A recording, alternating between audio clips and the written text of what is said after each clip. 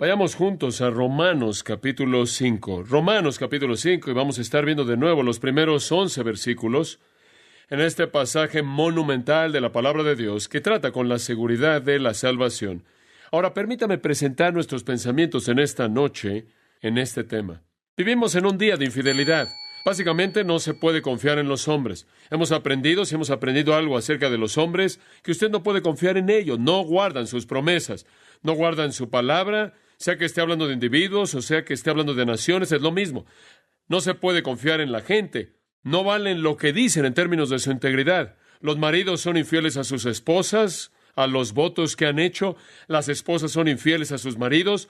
Los hijos con mucha frecuencia son infieles en vivir los principios que sus padres les han enseñado, y los padres con frecuencia son infieles en darle a sus hijos lo que deben darles. La gente son infieles a sus promesas, a las promesas que le hacen a los jefes, y la gente con la que trabajan y demás. Los jefes con frecuencia son infieles al no cumplir con sus obligaciones y responsabilidades para con aquellos que emplean.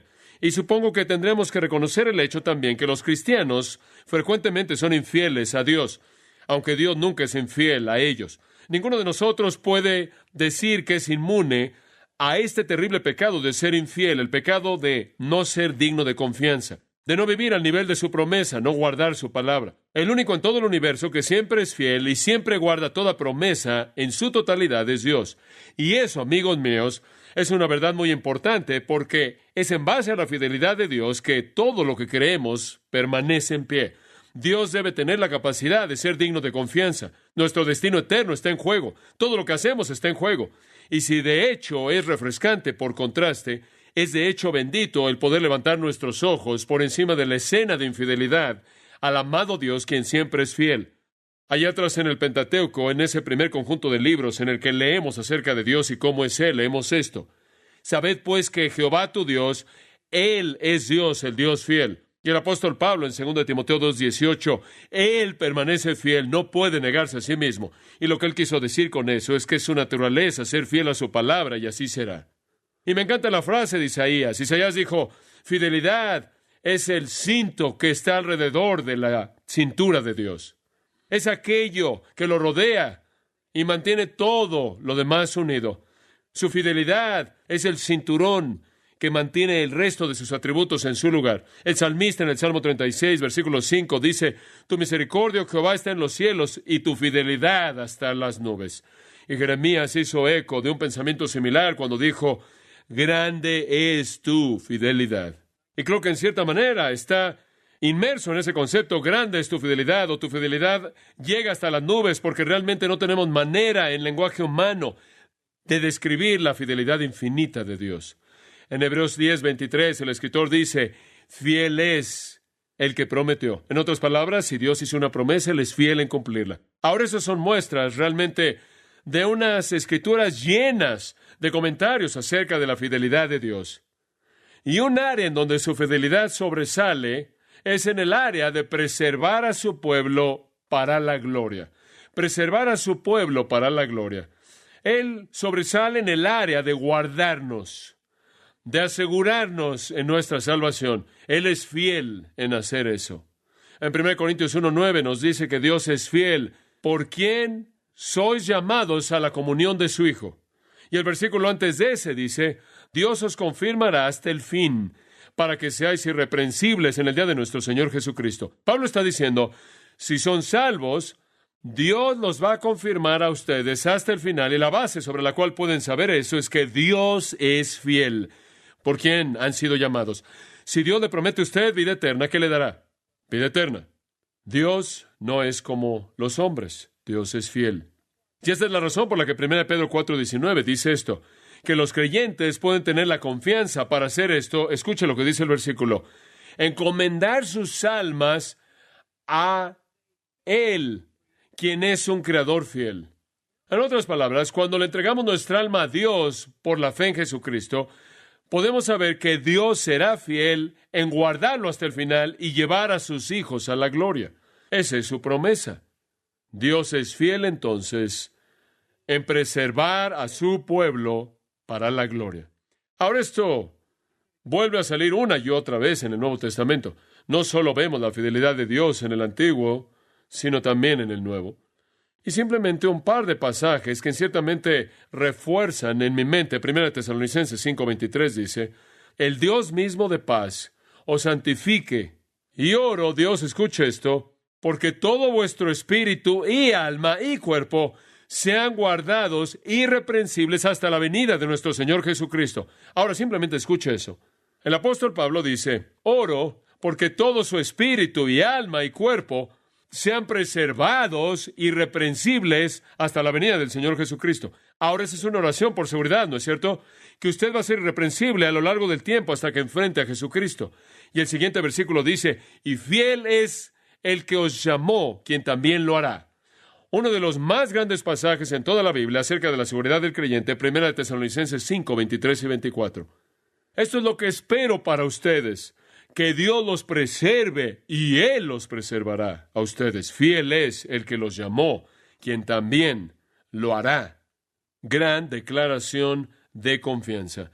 En 2 Tesalonicenses, capítulo 3, versículo 3, el Señor es fiel, quien nos establecerá y los guardará de maldad. Y tenemos esta confianza en el Señor acerca de vosotros, que harán las cosas que os mandamos, y el Señor dirigirá vuestros corazones al amor de Dios y a la espera paciente de Cristo.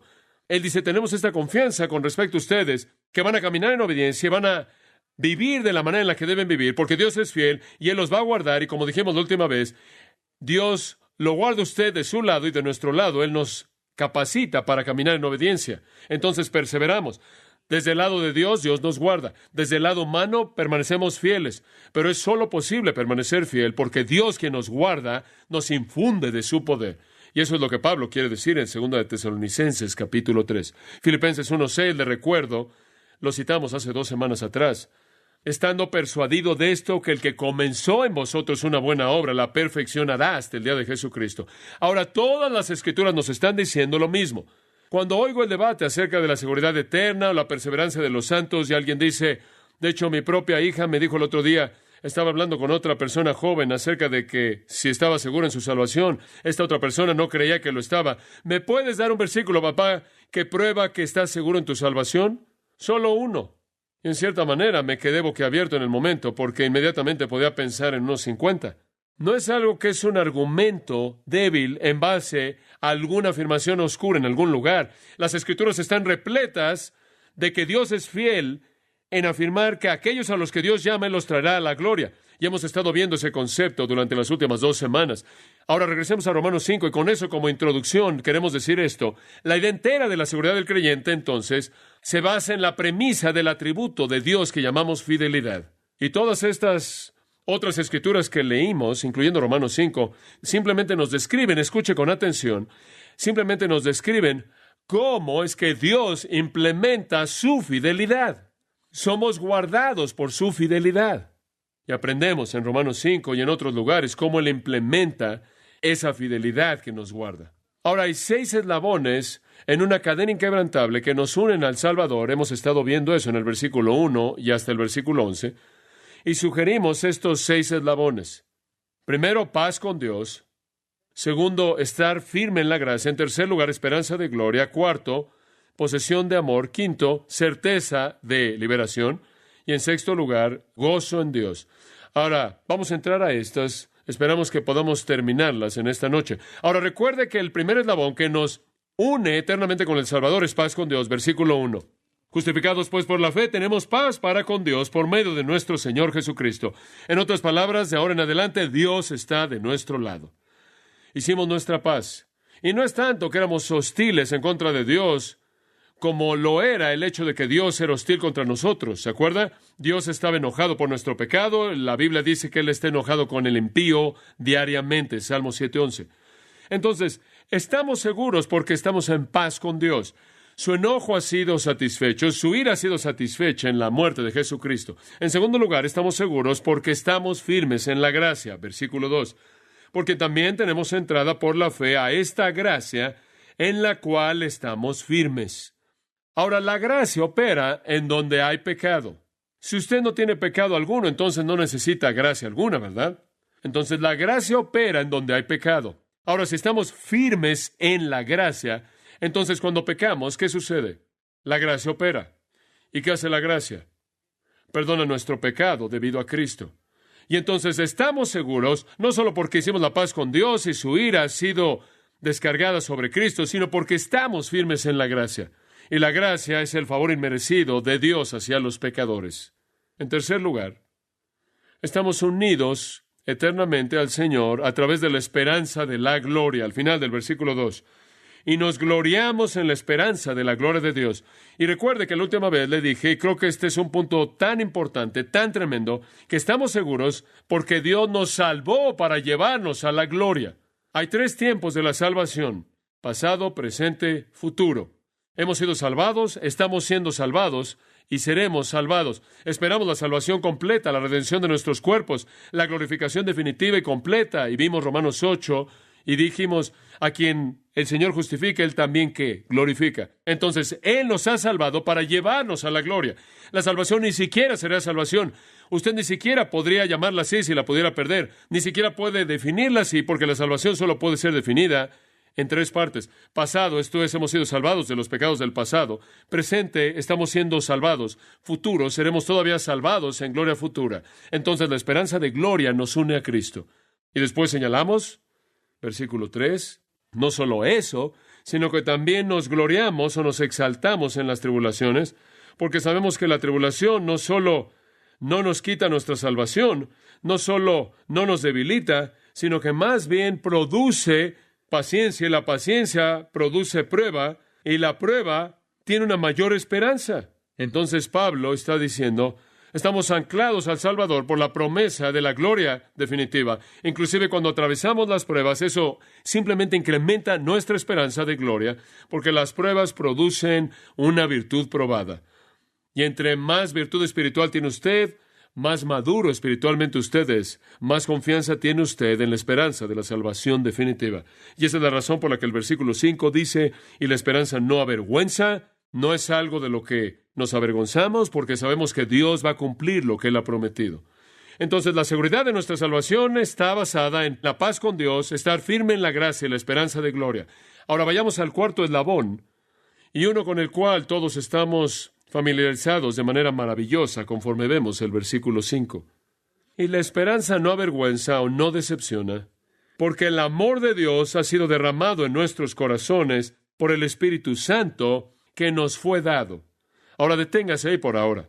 Aquí encontramos el cuarto eslabón y lo llamaremos la posesión del amor. Dios ha iniciado una relación de amor que se extiende por toda la eternidad. Nos hemos vuelto los poseedores del amor. Eso es lo que eso dice. El amor de Dios ha sido derramado en nuestros corazones por el Espíritu Santo residente, quien nos es dado a nosotros. Cuando usted se convierte en cristiano, Dios deposita en usted al Espíritu Santo. Y Pablo el apóstol lo llama en Efesios la garantía o el arrabón. Significa el enganche o garantía o anillo de compromiso. En otras palabras, cuando usted se convierte en cristiano, se le da una garantía. Y esta es la garantía de su gloria definitiva, la garantía de su salvación definitiva, la garantía del cielo, la garantía de su perseverancia, su seguridad. Y esa garantía es ningún otro que el Espíritu Santo que se le da a todo cristiano. Y el Espíritu Santo entonces produce en nosotros una conciencia del amor de Dios.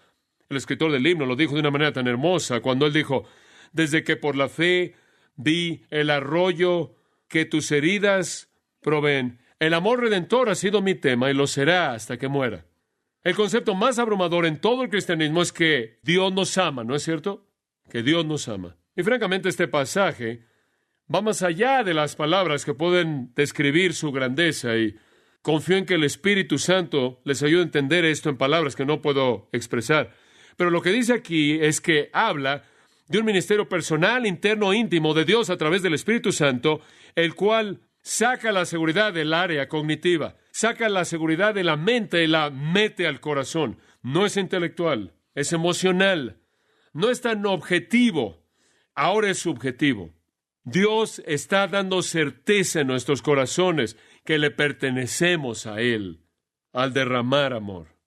Allá en el capítulo 8 de Romanos, versículo 14, dice, porque todos los que son guiados por el Espíritu de Dios, estos son hijos de Dios. Hágase una pregunta. ¿Alguna vez ha sido usted guiado por el Espíritu de Dios? Si alguna vez ha sido guiado a hacer algo para la gloria de Dios, fue el Espíritu de Dios guiándolo a usted. Si alguna vez ha sido guiado usted a una conducta justa, si alguna vez ha sido guiado a un estudio intenso y fiel de la palabra de Dios, si alguna vez ha sido guiado a la oración, si usted ha sido alguna vez guiado a adorar al Señor Jesucristo con todo su corazón, si alguna vez ha sido usted guiado a alguna de estas cosas, ha sido la guía del Espíritu Santo, ¿verdad?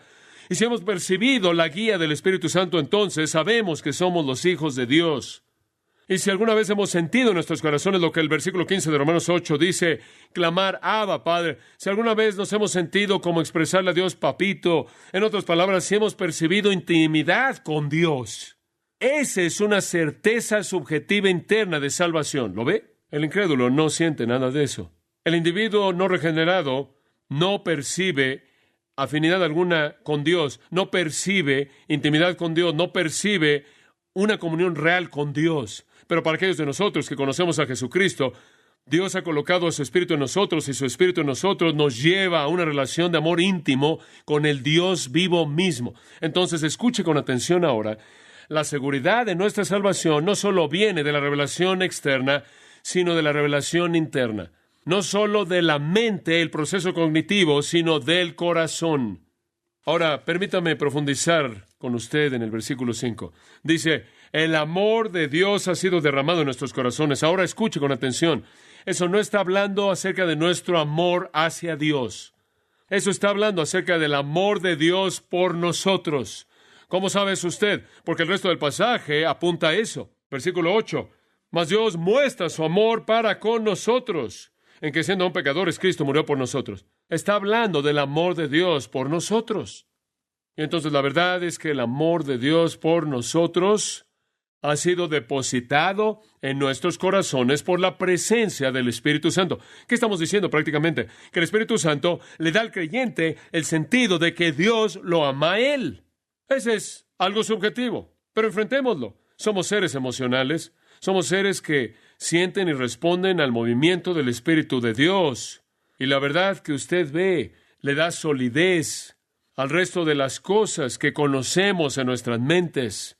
Por ejemplo, podemos saber en nuestras mentes que tenemos paz con Dios, que debido a que hubo una transacción divina en la cruz en la cual la ira de Dios fue derramada y ahora puede hacer paz con los pecadores, podemos saber en nuestras mentes que estamos firmes en la gracia. Y podemos tener un sentido de esa posición cognitivamente. En otras palabras, podemos decir, eso es lógico, eso es razonable. Y podemos saber en nuestras mentes que hemos sido redimidos para la gloria futura. Pero Dios va más allá de eso y dice, no solo quiero que conozcas eso en hechos y por revelación, quiero que sientas eso en tu corazón. Y entonces Él derrama en nuestros corazones su amor a través del Espíritu Santo. Ahora, en este punto quiero decir algo y creo que es muy importante para entender esta verdad. Usted perderá el sentido de certeza que viene por el Espíritu ministrándole a usted de que Dios lo ama a usted. Usted va a perder eso si vive en desobediencia. Dice usted, ¿cómo sabes eso? Escuche con atención, Gálatas 5:22. Mas el fruto del Espíritu es, ¿qué? Amor. Lo vuelvo a decir. El fruto del Espíritu es amor. Si en su vida, por la desobediencia, usted apaga el Espíritu, si en su vida, por la injusticia, por pecado no confesado, por desobediencia, usted contrista al Espíritu, usted causará que el Espíritu no dé fruto. Usted va a estorbar esa operación. Y lo que usted va a perder es el sentido de amor. Ahora reconozco que el fruto del Espíritu tiene que ver con amor y demás. Quizás en la dimensión más plena, esto es incluyéndolo, siendo transmitido a alguien más, pero también estoy convencido de que tiene que ver también con el sentido de que Dios lo ama a usted, porque habla tanto de una realidad interna muy privada, la cual es la segunda, nombrada paz, y otra realidad interna muy privada, gozo. Entonces, hay un sentido en el cual tenemos que reconocer que aunque Dios ha derramado su amor en nuestros corazones por el Espíritu Santo, si no estamos caminando en el Espíritu, no vamos a experimentar esa certeza. Ahora, para ayudarle a entender esto aún más, observe Efesios capítulo 3. Y esto es muy práctico. Efesios capítulo 3, versículo 13. Y aquí Pablo ora realmente por los efesios. Versículo 14 dice, por esta causa doblo mis rodillas ante el Padre de nuestro Señor Jesucristo. Y después él pide esto. Versículo 16. Para que os dé, conforme a las riquezas de su gloria, el ser fortalecidos con poder en el hombre interior por su Espíritu. Ahora deténgase ahí. Pablo dice, estoy orando por ustedes para que conozcan la fortaleza plena del Espíritu. que conozcan el poder pleno de la operación del Espíritu Santo, que realmente conozcan al Espíritu moviéndose en sus vidas. ¿Por qué? ¿Por qué? Versículo 17. Para que, y estas simplemente edifican una sobre otra, quiero que sean fortalecidos con poder en el hombre interior por su Espíritu. En otras palabras, si realmente van a ver el Espíritu operando con poder pleno en su vida, tienen que deshacerse de la desobediencia, el egoísmo y el pecado. Y cuando eso se quita, el Espíritu de Dios está operando en fortaleza plena. Cristo habitará por la fe en vuestros corazones. ¿Qué quiere decir con eso? Bueno, la palabra morar quiere decir establecerse y estar en casa. Cuando usted es controlado por el Espíritu, entonces Cristo está en casa, en su corazón. El resultado es este, versículo 17. Estará arraigado y cimentado ¿en qué? En amor. ¿El amor de quién? No el amor que usted tiene por Dios. Observe el versículo 18. Podrá comprender con todos los santos cuál sea la anchura, la longitud, la profundidad y la altura. Y de conocer el amor de Cristo. Puede detenerse ahí. ¿Qué quiere Él que conozcamos nosotros? ¿Qué quiere Él que experimentemos ahí? ¿El amor de Cristo? ¿No es eso exactamente lo que dice en Romanos 5? ¿Que es derramado en nuestros corazones? Bueno, si es derramado en nuestros corazones, ¿por qué ora? Porque lo conozcamos. Porque si es derramado en nuestros corazones, es derramado a través del Espíritu Santo que nos es dado a nosotros, ya que aprendemos que si no estamos fortalecidos con poder por su Espíritu, no comprenderemos de manera plena su amor. Esta es la razón por la que, amados, los cristianos que caminan en desobediencia, los cristianos que caminan en patrones pecaminosos, los cristianos que son injustos, no tienen el sentido de estar seguros en su salvación, porque en todo lo que se van a apoyar es en eso que es cognitivo. Pueden decir, oh sí, tenemos paz con Dios, oh sí, estamos firmes en la gracia, oh sí, tenemos la esperanza de gloria, pero no conocen ese ministerio subjetivo interno del Espíritu de Dios, afirmándole a su alma, al alma de ellos, en su punto más profundo, que ellos le pertenecen a Dios. ¿Se da cuenta? Y entonces tiene que haber esa obediencia de caminar en el Espíritu para que podamos, me encanta esto en el versículo 18, comprender, y el verbo significa entender, apropiarse, hacerlo propio. Entonces el Señor nos ha dado un testigo interno, necesitamos apropiarnos de Él y hacerlo nuestro. Entonces, cuando usted me pregunta si yo sé si soy salvo y estoy seguro que estoy seguro, le voy a decir que estoy seguro porque la transacción que hizo paz y gracia y la esperanza es una realidad.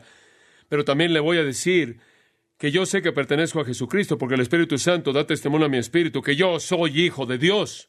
¿Se da cuenta? Eso es Romanos 8. Y el Espíritu Santo causa en las profundidades de mi corazón que clame a Dios, Abba, Padre, un término de intimidad, papito.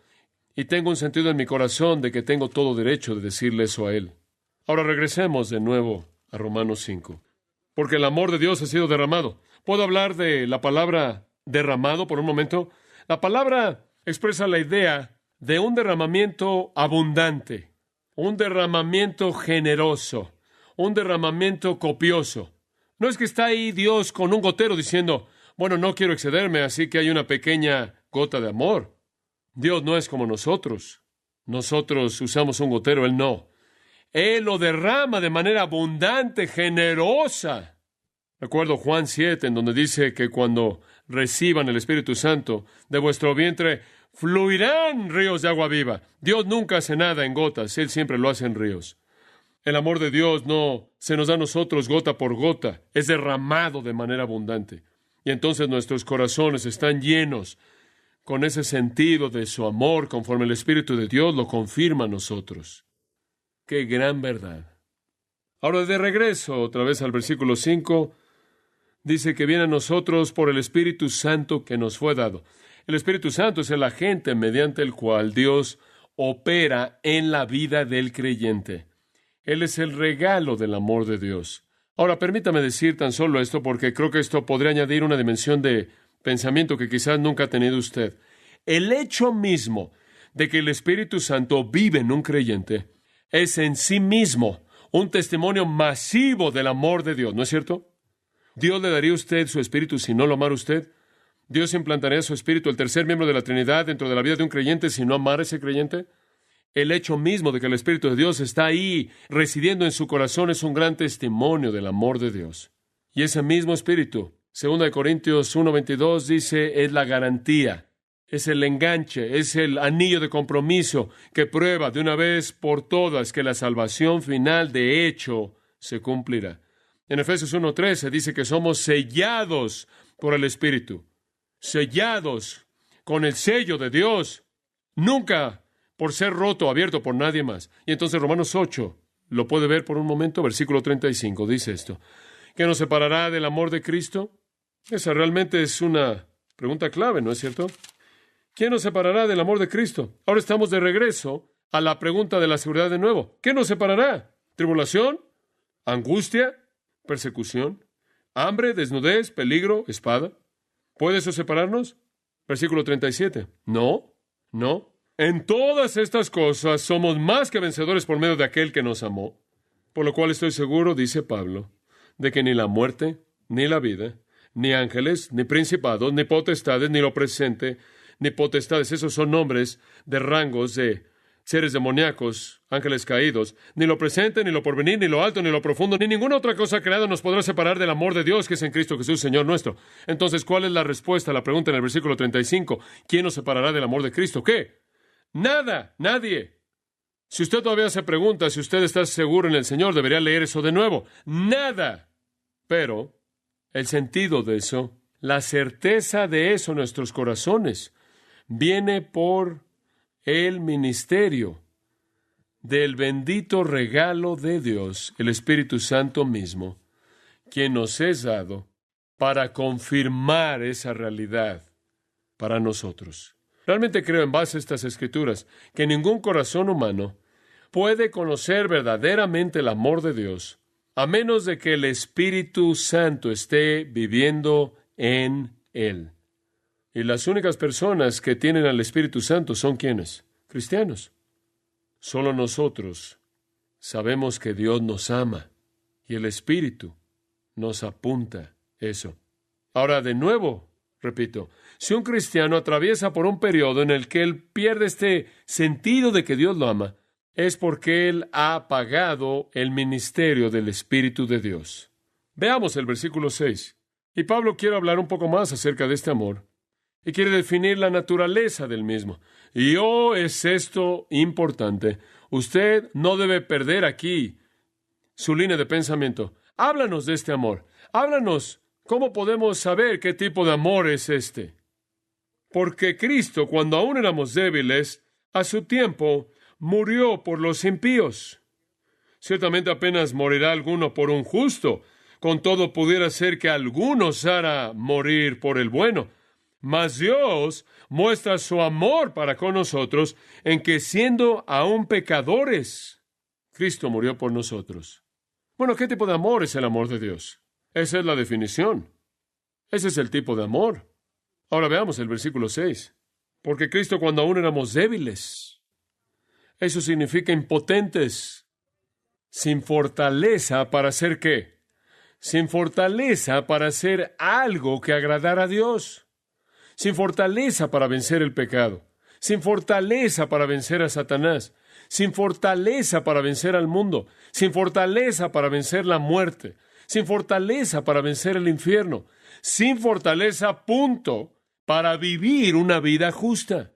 Sin la fortaleza para salvarnos a nosotros mismos cuando literalmente estábamos paralizados por nuestro pecado e incapaces de hacer algo al respecto. No teníamos capacidad moral, en absoluto, ninguna. Éramos enemigos del Dios Santo.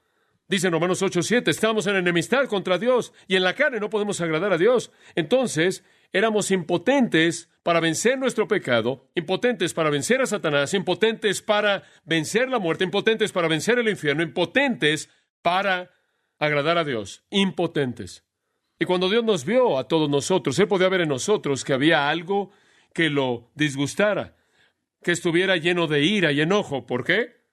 ¿Cuál es la palabra al final del versículo 6? Impíos. Éramos exactamente lo opuesto de Dios, éramos impíos. Entonces aquí están todas estas personas impías, impotentes, y lo que es sorprendente es que Dios, quien es absolutamente puro, absolutamente santo, vio a las personas que eran repulsivas para su naturaleza santa, quien eran lo opuesto mismo de todo lo que Él es, y los amó. ¿Cuánto? Versículo 6. Los amó tanto que en el momento correcto, en la plenitud del tiempo, en el momento apropiado, en el momento que Dios prescribió, Cristo que murió por los impíos. Supongo que podríamos entenderlo como si Dios fuera a amar a los buenos, si Dios fuera a amar a los piadosos, y si Dios fuera a amar a los puros, pero el misterio del amor divino es que Él amó a las personas que eran lo opuesto de todo eso.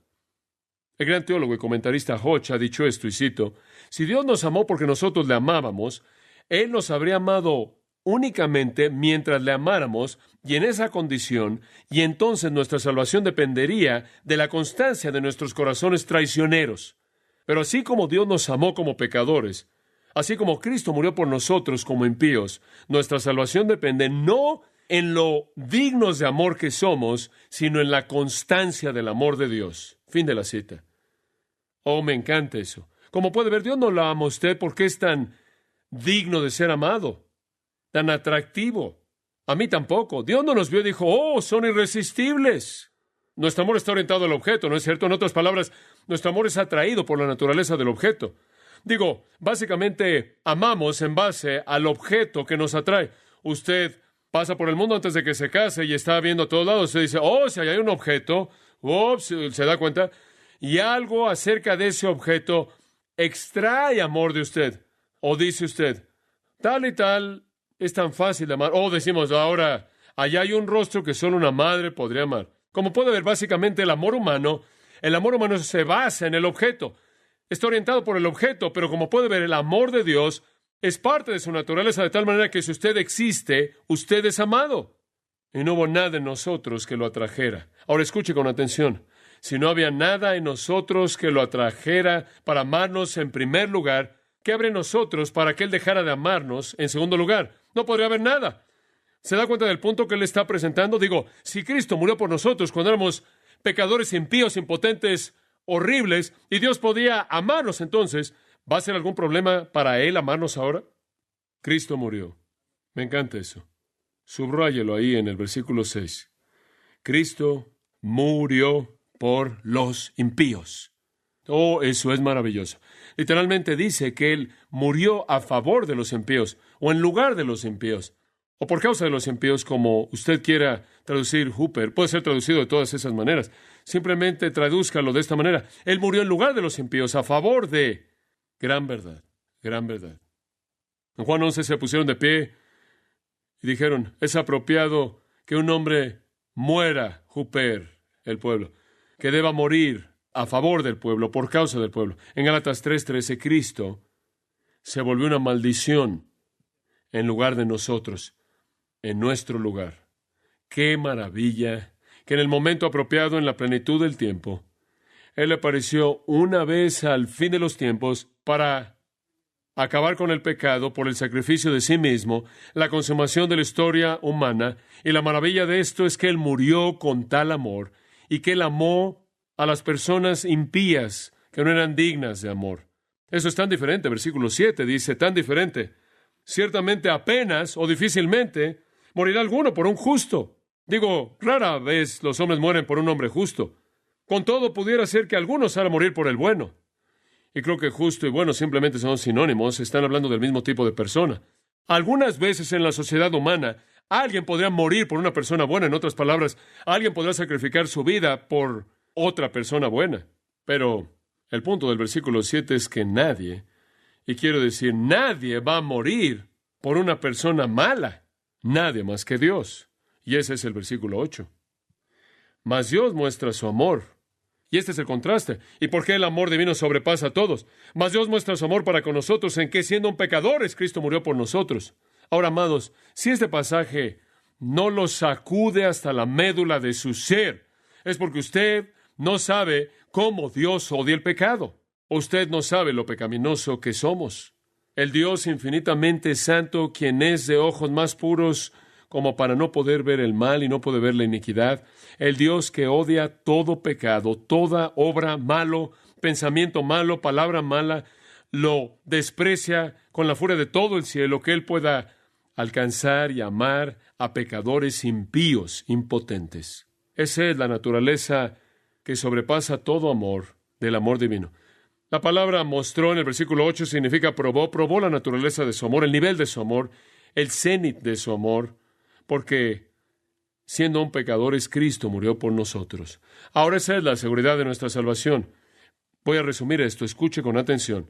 Si Dios puede amarnos cuando somos pecadores, impíos, impotentes, si Él nos puede amar lo suficiente como para que su Hijo muera para salvarnos cuando somos impíos, ¿no nos amará lo suficiente como para guardarnos después de que nos hemos vuelto sus hijos? ¿Ve el punto? Dice usted, oh, pero si pecas, estás expulsado. Y la confianza de ese amor perdonador, es derramado en nuestros corazones por el Espíritu Santo, de tal manera que cuando peco, no me agacho y espero a que Dios me golpee y me envíe al infierno. Clamo, oh Padre, por tu amor perdóname, porque tengo el sentido de su amor.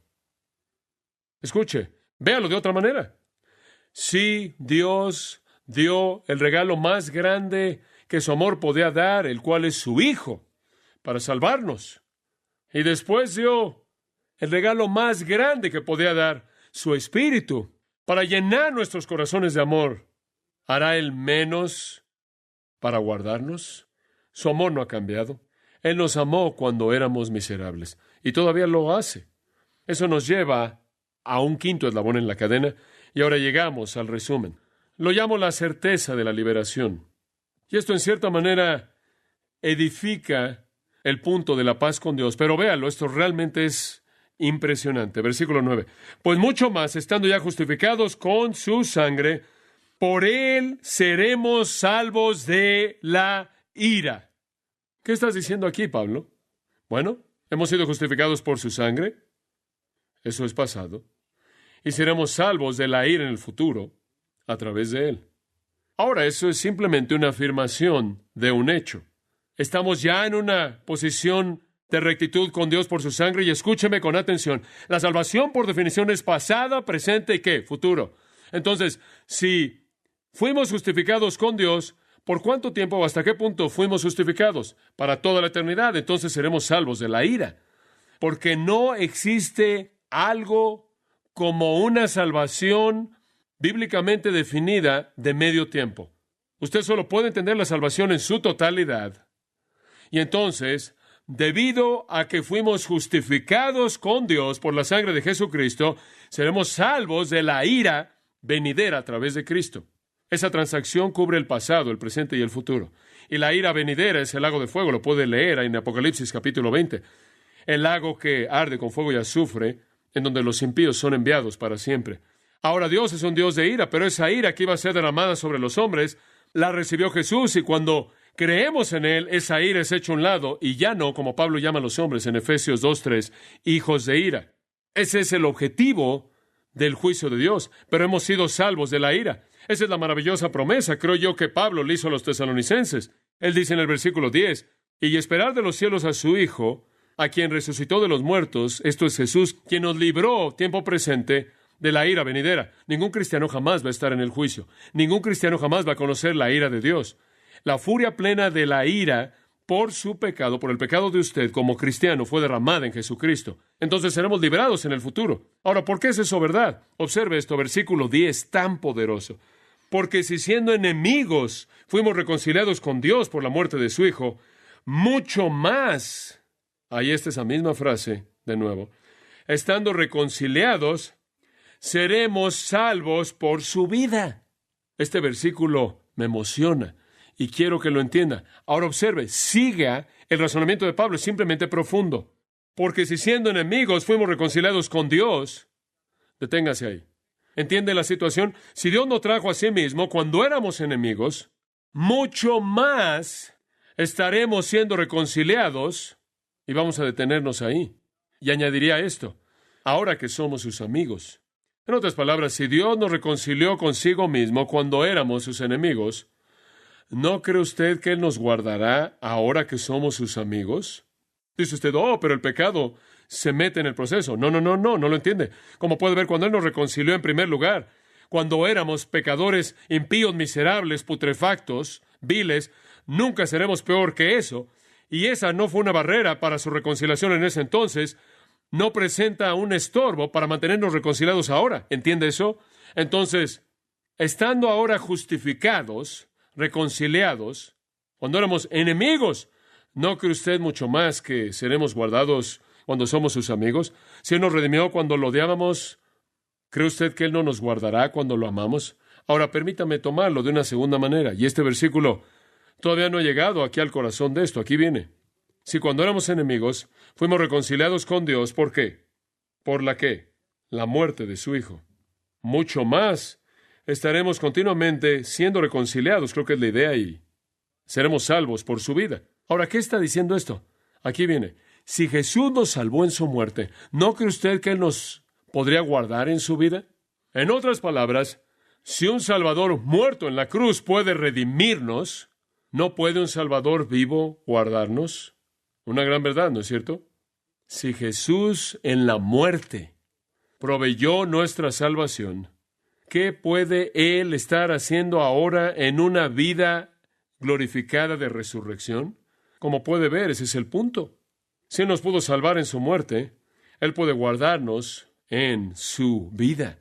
Gran verdad. Por cierto, sangre en el versículo 9 y muerte en el versículo 10 son sinónimos. Son sinónimos. Mucho más. Esto es lo que la gente llama en teología un argumento a fortiori.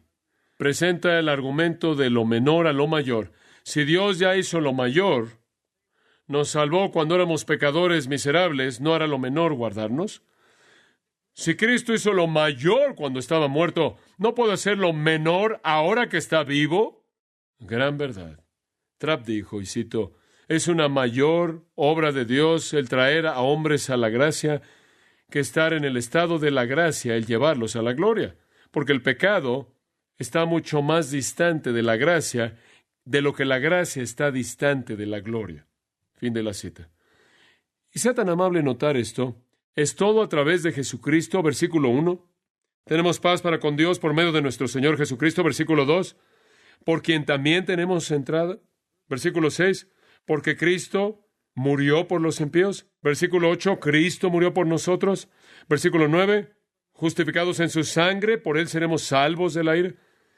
Versículo 10, reconciliados con su Hijo. Versículo 10, por la muerte de su Hijo, seremos salvos por su vida. Y no solo esto, sino que también nos gloriamos en Dios por el Señor nuestro Jesucristo. Como puede ver, es siempre a través de Cristo. No, Dios nunca nos amó porque éramos dignos de su amor, éramos atractivos. No éramos atractivos. Él nos salvó en medio de nuestro pecado y lo hizo para su propia gloria. Para mostrar que Dios tan lleno de gloria, gracia, misericordia, amoroso, lo era como para desplegarse a sí mismo a lo largo de la eternidad. ¿Y qué tipo de Dios sería si nos diera la espalda? No habría gloria en eso. Ciertamente, si hizo lo mayor, Él hará lo menor. Si Él nos salvó, Él nos guardará. Éramos enemigos, pero nos hizo sus amigos. Él nos reconcilió con Dios. Pablo habla de eso en 2 Corintios 5, versículos 20 y 21. Hemos sido reconciliados con Dios. Un gran, gran texto. Ahora, simplemente esto, para que en cierta manera concluyamos nuestro entendimiento del pasaje. Observe Hebreos 7, 25. Y después simplemente veremos ese punto final. Es muy breve. En Hebreos 7, 25, este es un texto monumental con respecto a nuestro tema. Versículo 25, escuche. Por lo cual puede también salvar perpetuamente a los que por Él se acercan a Dios. Deténgase ahí. Usted viene a Dios a través de Jesucristo y Él lo va a salvar, ¿qué? Perpetuamente. ¿Qué significa eso? A plenitud, al extremo, hasta el fin extremo de la salvación. ¿Cómo va a ser eso? ¿Qué hay acerca de cuando peca y demás? El resto del versículo. Viviendo. Aquí está como. Viviendo siempre, ¿para qué? Interceder por ellos. ¿Sabe por qué Cristo nos salva por su vida? Romanos 5:10. Porque mientras que Él está vivo ahora a la diestra del Padre, ¿qué está haciendo? Intercediendo por nosotros. Llevando nuestro caso y diciendo, Padre, ese es mi Hijo. He llevado su pecado, he llevado su juicio, he llevado tu ira. Deben ser perdonados. Y Él intercede, viviendo siempre, siempre, siempre para interceder por nosotros, y de esta manera lleva nuestra salvación hasta el extremo, hasta el final. Esta es la glorificación definitiva. Y cuando Jesús dijo, porque yo vivo, Juan 14:19, vosotros también viviréis, no solo estaba hablando de la resurrección ahí, él estaba diciendo, porque yo vivo, vosotros también viviréis, porque yo vivo ahora y yo intercederé por ustedes para asegurarme de que su vida eterna sea eterna. Gran verdad. Entonces estamos seguros, guardados por Dios, porque Él es fiel. Y el medio por el que Él nos guarda, paz con Dios, estar firme en la gracia, esperanza de gloria, posesión de amor, certeza de liberación. Y una última en el versículo 11, simplemente la llamaremos gozo en Dios. Y no solo esto, esto realmente es más de lo que usted puede ver, como si no fuera suficiente, dice Pablo. Y no solo esto, sino que también nos gloriamos en Dios por el Señor Jesucristo, por quien hemos recibido ahora la reconciliación. Ahora, aquí hay otra realidad subjetiva. Otra razón por la que sabemos que pertenecemos a Dios es porque Él llena nuestro corazón de gozo. ¿El fruto del Espíritu es qué? Amor, gozo, paz, gozo. Y lo vuelvo a decir, la salvación no es meramente un futuro, aunque es cierto, es un gozo presente y abundante. Y una de las maneras en la que usted sabe que pertenece a Dios y una de las grandes certezas es ese gozo interno. Ya se ha hablado de eso. Versículo 2. Nos gloriamos. Versículo 3. Nos gloriamos. Esta es la tercera vez que se menciona. Tenemos gozo en Dios. El concepto aquí es exaltar, de nuevo es regocijarse de manera jubilosa, estar emocionado. Y entonces nuestro sentido presente de gozo es una garantía adicional de salvación futura. Ese sentido de gozo interno, producido por el Espíritu Santo. El gozo del creyente está en su totalidad en Dios. Y sabe una cosa, usted no se goza en su propia justicia, usted no se goza en su propia capacidad, en su propia dignidad. Usted se goza en Dios, y esa es la razón por la que el salmista dijo, oh, exaltad a Jehová conmigo y exaltemos aún a su nombre. Esa es la razón por la que cuando Clayton se pone de pie y mueve su mano, no solo estamos leyendo palabras de una página, sino que estamos enviando mensajes que emanan de un corazón gozoso. Esta es la razón por la que en medio de la muerte o el desastre no perdemos nuestra perspectiva, porque nos gozamos en Dios, quien guarda los suyos. El salmista dijo, me regocijaré en el Señor, me gozaré en el Dios de mi salvación, iré al altar de mi Dios, mi gozo exuberante. Y entonces no nos gloriamos en nosotros mismos, no nos regocijamos en nosotros mismos, no decimos, oye, qué maravillosos somos. No somos el tipo de personas religiosos que se dan palmadas en la espalda por lo bueno que somos. Nos gozamos en Dios. Creo que el escritor del himno lo dijo, y cito, oh, que tuviera lenguas mil para cantar las alabanzas de mi gran Redentor, las glorias de mi Dios y Rey, el triunfo de su gracia.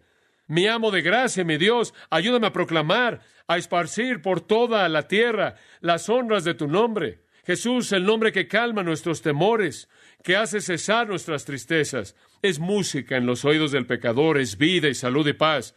Él habla y escuchando su voz, nueva vida los muertos reciben. Los corazones quebrantados y que lloran se regocijan. Los humildes, los pobres creen.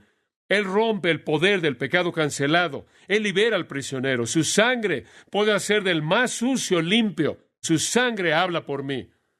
Vean sus pecados en Jesús colocados. El Cordero de Dios fue matado. Su alma fue una ofrenda hecha una vez por el alma de todo hombre. Y después esta estrofa sobre todas. Oigan los sordos, alaben los mudos, sus lenguas sueltas emplean. Y ustedes ciegos vean a su Salvador venir, y ustedes cojos brinquen de gozo. Fin de la cita. El eslabón final que nos ancla al Salvador bendito, el Señor Jesucristo, es que nos gozamos en Dios a través de nuestro Señor Jesucristo, por quien hemos recibido la reconciliación con Dios. Entonces estamos seguros. Qué gran esperanza es nuestra. Inclinémonos en oración. Creo que necesitamos hacer una pregunta en este punto, en el último minuto de nuestro tiempo en esta noche. ¿Tiene usted la seguridad de la que hemos hablado? ¿Sabe usted, sin lugar a dudas, que usted pertenece a Jesucristo ahora y para siempre? Si no es así, una de dos razones ha causado eso. En primer lugar, usted no conoce a Cristo, usted no es cristiano, usted no tiene al Espíritu Santo, usted no está seguro porque no tiene salvación. Entonces yo abriría mis brazos en el retrato de Cristo si Él estuviera aquí y dijera, venid a mí todos los que están trabajados y cargados y yo os haré descansar. Cristo quiere que entre a su salvación, ahora y para siempre. Crea en la sangre de Jesús. Él murió por el pecado, llevó la ira de Dios. Abrácelo como Señor y Salvador. Solo un necio dice no. Solo un necio absoluto se aferra a su propia pecaminosidad, a su propio egoísmo, su propia vida vil, y tira los dados para ir en contra de la eternidad. Ese es un necio. La sabiduría viene a Cristo. Y no solo